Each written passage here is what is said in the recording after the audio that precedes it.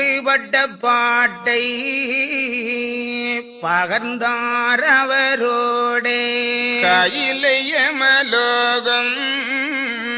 கரை கண்டர் சத்திவரை அகிலமதை குரோணி அசுரனந்த மாபாவி விழுங்கினான் நானும் உபாயமாய் தப்பி வந்தேன். பளிங்கு மலை நாதன் பாரதேவாதி முதல் பண்டு போல் நாளும் பதியில் இருந்திடவும் என்றும் கையிலை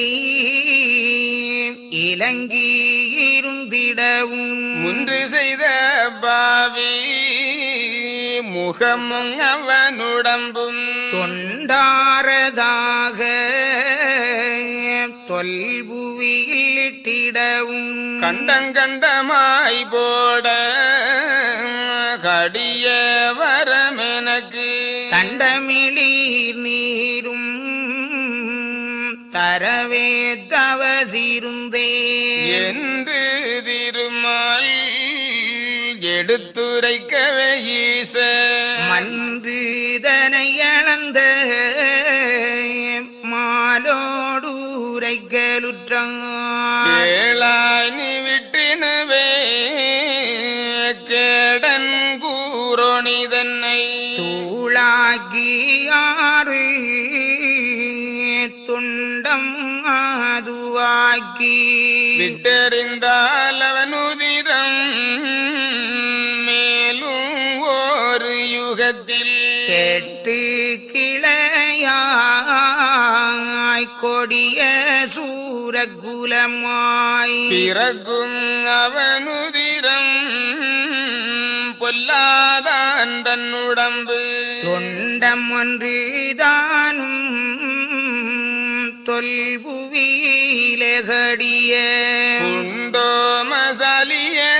குண்டோமசலியனாய் குவலயத்திலே பிறப்பான். அப்படியே குரோணி அவனுதிரம் ஆனதுவும் இப்படியே ஆறு யுகத்துக்கு அவன் உடம்பு வந்து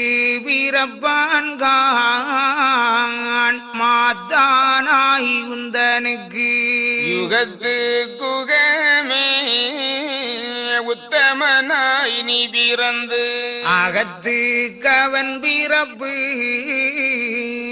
ஆறு யூகம் அதிலும் உண்டும் அவன் ஜீவன் உயிரழிவு வந்து அந்நாள் பண்டு நடு கேட்டு பாவி அவன் உயிரை கொன்று போட்டே நரக குழி தூக்க நாள் வருங்கான் என்று விடை கொடுத்தார் ஈசுரர்கான் அம்மானை. அன்று விடை வேண்டி அதிக திருமாலும் குன்று போல் வந்த கொடிய பாடுபாவி குரோணிதனை ஜெயிக்க